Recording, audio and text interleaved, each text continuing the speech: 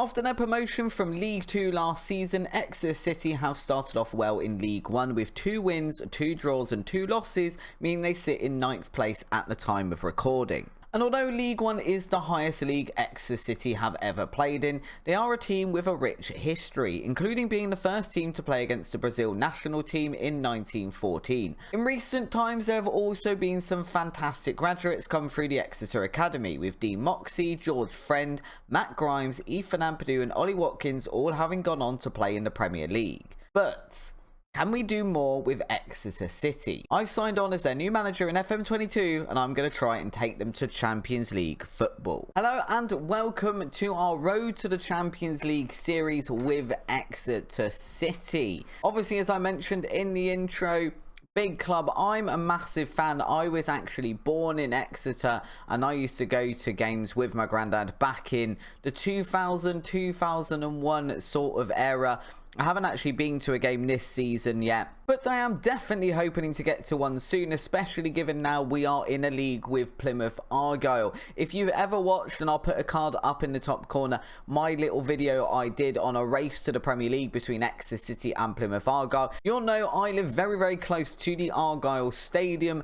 Being an Exeter fan, kind of watching Argyle as well, it puts me in a little bit of a difficult position because of the, what shall we call it, divided allegiances. But I've always been an Exeter boy at heart, so I'm really looking forward to doing this series and trying to get Exeter to the Champions League. It's not something I've tried to do ever on FM.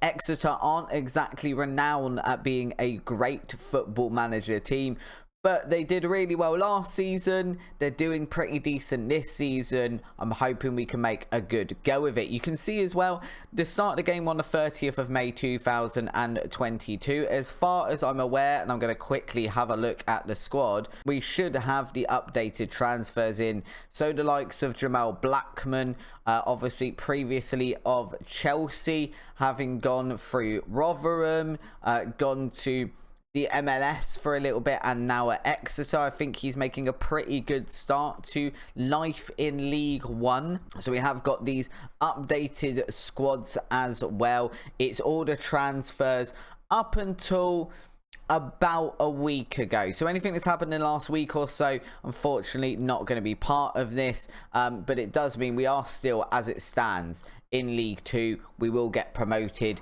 when that ticks over into the next season. So at the moment, I'm looking at doing this series 2 days a week, on a Monday at midday and on a Thursday at midday.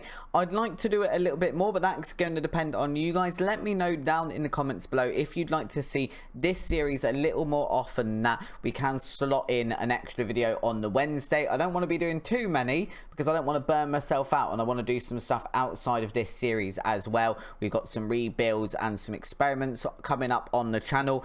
But if you would like to see this more often, let me know down in the comments below. At the moment, episode 2 is scheduled on Thursday. However, if you do want to see that second episode a little bit earlier than that, if we can get 50 likes on this video before midday on Tuesday, I will release that second episode as soon as we hit that 50 like target. So don't forget, if you do enjoy this episode, go down, hit the like button. You can get that episode early. I'll chuck it up as soon as we hit that 50 like target, and I will put a post up on the community page to let you guys know as well. Now, into the more important stuff, and that's having a bit of a look around the club. Now, I'm going to bring it up on the screen to let you see a little bit of how Exeter have been playing. If you don't know, if you're not an Exeter fan, how they've been playing in real life. So what you can see on the screen is actually the Exeter lineup from today's match. I'm recording on Saturday. We just played against Accrington Stanley. That was a 0-0 draw.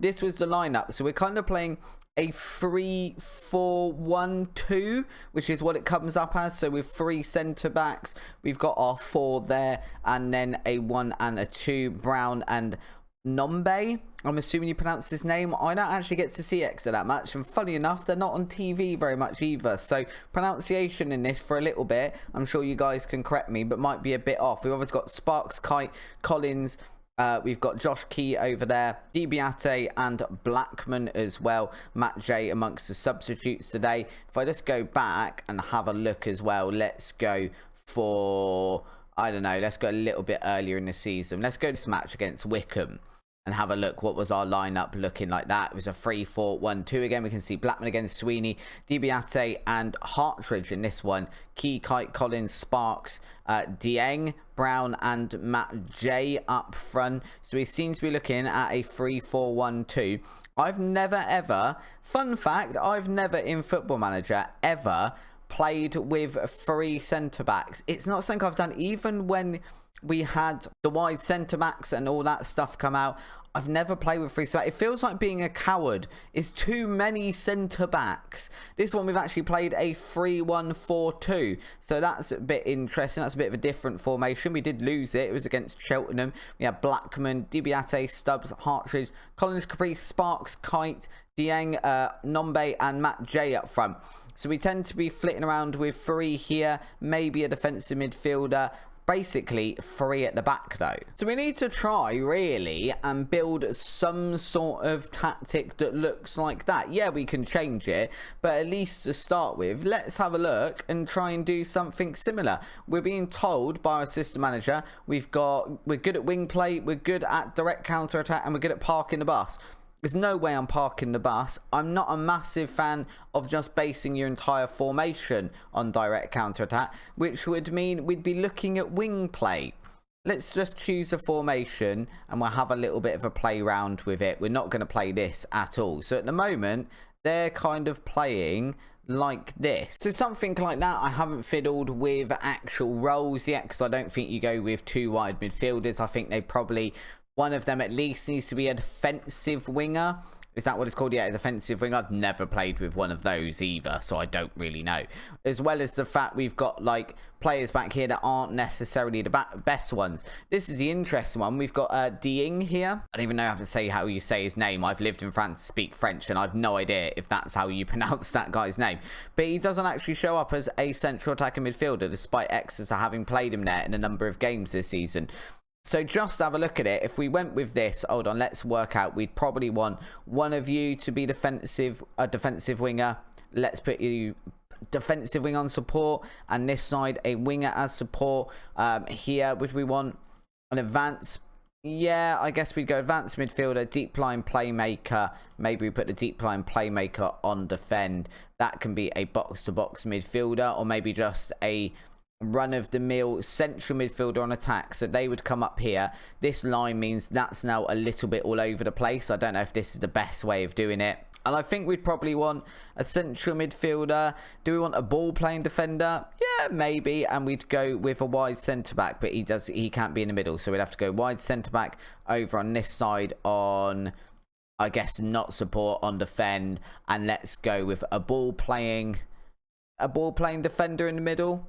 On stopper maybe, and then a central defender there. And I think Blackman is probably more of a sweeper keeper than he is a goalkeeper. I could be wrong about that, but if we put those roles and we just go pick best 11, then it changes it around to look like this. So Blackman in goal, Hartridge, Sweeney and Stubbs as the back 3. It's just moves around where they are. We can see some nice good lines in between them. It's got Sparks over on the left. I think that's where he's been playing most of the season in real life. Collins and Dieng then in midfield, which makes a little bit more sense to me. We've then got Key. We've got Jay over there. Brown, I believe he actually started up there today maybe, or last week. So that kind of makes sense. And then we've got Nombe up there, who's got some fantastic potential, by the way. I'm not sure what that makes him look like. Potentially a leading League 1 player. Obviously, the problem is League 2 player at the moment. We've got Giovanni Brown, if we have a look at him. Good National League player. There is definitely some improvement to be made to this squad. They might be doing all right in real life. I have a feeling a lot of that is to do with the manager. Let's have a look, though. Oh, that's not good. Yeah, we're not going to get a lot of players in on that. How much spare wage budget have we got? £3,000. We are going to need some loans, potentially an affiliate, which obviously the board is not going to give me straight away. We have no affiliate clubs at the moment, neither up nor down. So that could be interesting. Having a look, let's have a look at the squad depth as well for what we want to play. I kind of want to play this style and see if it works, just because that's what Exeter are playing in real life. I don't think we play this all the way through the series, especially if we get to, you know, the point where we are trying to challenge for Champions League football. I don't think that works in the Premier League. I could be completely wrong. Maybe I am. But we don't think we're going to be playing that in Premier League. But for now, I kind of want to have a fiddle with it. We seem to have, you know, we've got 6. In fact, let's just go minimum ability 3 then. So we've got Blackman in goal. We've got 4 good centre-backs in Stubbs, Hartley, Sweeney, and Dieng can play there. That's not ideal. We've got no good left midfielders. Apparently, they're all below 3 stars. Sorry about that. Is it Sparks we're normally playing there? It is. He's only 2.5 stars. So let's just go down to 2 so we can see. We've got Jake Caprice over here. He can play as a right back and play as a right winger.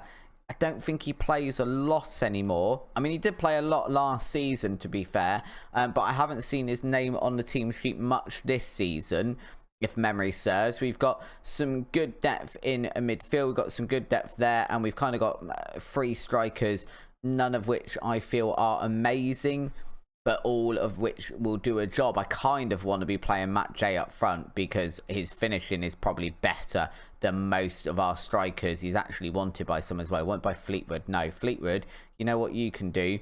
Not by my players. That's what that is. I don't intend to do transfers in today's episode. It's very much an announcement of what we're going to be doing. This is episode 0. Rather than episode 1, but just having a quick look at what we've got. This could be the problem. Good National League, yeah, that's great. Superb signing for the future, yeah, maybe. League 1 though, someone like Calder Silva who could improve still, that might not be a bad signing. The problem is I'm not playing with fullbacks, so I don't know, but let's just add him to the shortlist and then that's it. That's all we've got. If we go on scouted, we have got a few more. We'll go here. Let's say we want a good striker. Are there any good strikers out there? And would any of them be interested in the transfer? Maybe. I mean, we've got some here. Who we got? We've got Zach Diarli. I don't actually know how you pronounce your name. He looks like he could be okay, but I don't know. But we'll give him a little scout anyway. Good old Zach there. We've got Alfie Lloyd, who is still at QPR. That's going to be the problem. It's going to be transfers. This man does not look like his finishing is very good. Marcus Dinaga, I think that is. He's been kind of doing, you know, the tour of lower league football here. Recently playing at Stevenage, Chesterfield, and however you pronounce that team, Intricam. I can't pronounce words. If you are new to the channel, you're going to learn that really, really quickly. Feel free to correct me down in the comments. I'll do my best to listen. I'm not going to give you any guarantees of it, but I'll do my best. So Calder Silva is probably our best rated scouted player here that we can actually get hold of. We got Peter Clark here as well. He actually looks pretty decent. Yes, he is 40 years old though. I can't do it. I can't sign a 40-year-old defender. Just absolutely not. I cannot sign a 40-year-old defender. It's not in me. I can't do it. Right, who else have we got then? 21 years old. Lars Dendonica. He looks all right. Can we offer this man a trial? Would you like to come on trial, sir? Please come to my club and let me have a proper look at you, because you look all right, to be fair. 21 years old. If you've got a little bit of potential on you, that's going to be fantastic. Basically, we've got a huge amount of work to do. I can't actually show you the schedule coming up either, because obviously we're still down in League 2. We need to get promoted first. That's obviously going to happen, but we do need to get promoted. This is all going to be wrong as well, because the season's already ended, so there's no expectations to give me. But what we can do is have a look at what the club vision sort of stuff is, and that's basically develop players using the club's youth system, something Exeter is quite good at. I think Matt J has come through the academy. If I'm completely, unless I'm completely wrong, I might be, but I'm pretty sure Matt J, yeah, has come through the academy, went on loan spells to Weston-super-Mare. He's gone out to Truro before, but he's come through the academy. We've got Archie Collins as well, another one. Gone on loan to Weston-super-Mare. We love sending players there, but again, has come through the academy. Is obviously pretty much a, first on the team sheet now. Jack Sparks, I think I've been calling him Jake Sparks all the way through this, so apologies, but Jack Sparks is an academy player as well. I think obviously a lot of other players aren't. Alex Hartridge, I'm pretty sure we bought him. No, Hartridge came through the media academy as well, so we can kind of see, as well as the players we mentioned in the intro as well. Ethan Ampadu, I'm a Chelsea fan as well as an Exeter fan. Chelsea kind of my Premier League team. Exeter have always been my birthplace club that I follow, but obviously Ethan Ampadu at Chelsea, he came through the Exeter ranks. They're very, very good at doing that. I'd love to do that as well. Let's have a quick look at the developmental centre with that. It's a bit barren.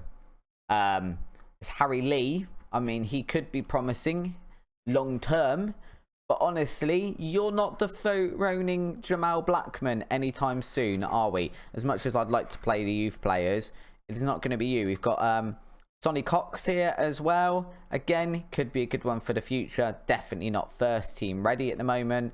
And we've got a player in on loan. Yes, on loan from Southampton.